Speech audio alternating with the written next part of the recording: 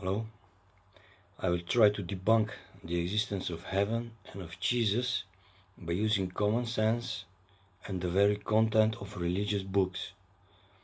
All I need to do is to look at religious claims and see which ones can be verified. The ones that can be proven are to be accepted as facts. The claims that do not have the proofs to back them up are nothing more than a theory. The Bible, among other religious books, claims that heaven is a real place, but cannot provide any proofs to support those claims. A claim that cannot be proven is theoretical in nature, and therefore the whole concept of heaven is nothing more than a theory. The so-called miracles which were supposedly performed by the Jesus character are also without a single proof to back them up. The walking on water, the turning water into wine, the multiplying of fish, the reviving of the dead, and the resurrection itself are nothing more than theories which are presented to us as facts. Those are literally stories without a single shred of evidence, let alone irrefutable proofs, and are therefore to be considered theoretical in nature. So how were people fooled to believe those religious claims even without the needed proofs to back them up? All that the religious clerks needed to do for their scheme was to find evidences of destruction on a mass scale from around the world and add those provable events to the rest of their fabricated content in order to increase the credibility of the content as a whole. It's a very cunning way of tricking people into believing the entire religious content. Which annihilation events did the clerks use for their trickery? Floods is one of the examples. There are plenty of proofs which suggest that flood events did happen.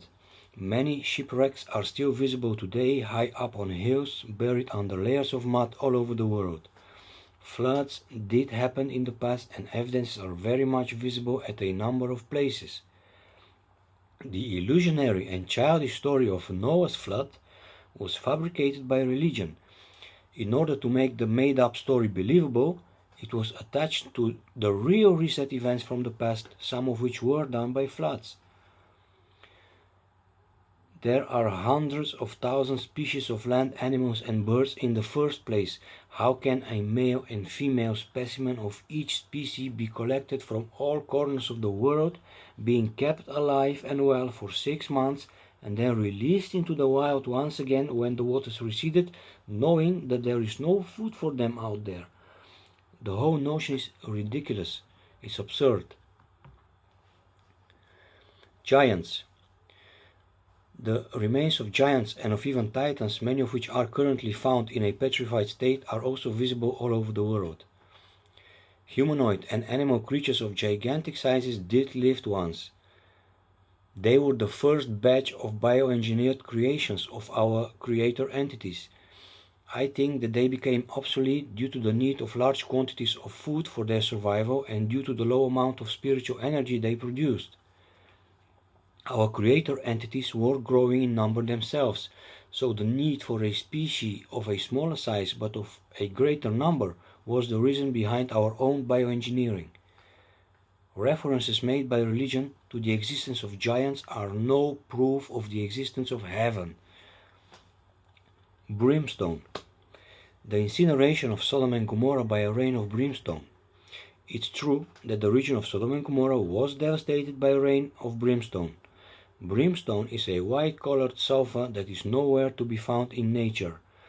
It has the property to burn everything into ashes, including rocks and a number of metals. In my opinion, the Sodom and Gomorrah event was also a failed attempt by the awakened people of that time and place to fight our godly oppressors.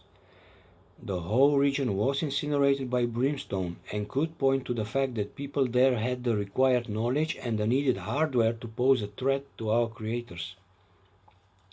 Religious scholars used that reset event and fabricated the ridiculous story about the entire population being homosexual and therefore needed to be mass murdered.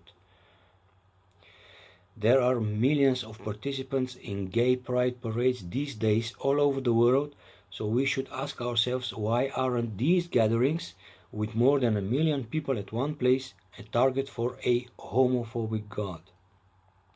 My point is that real reset events were dressed up by religion as divine cleansings, such as the Noah's flood and Sodom and Gomorrah, and mixed up with illusionary stories, such as the claims of heaven and Jesus, in order to make the whole religious content believable.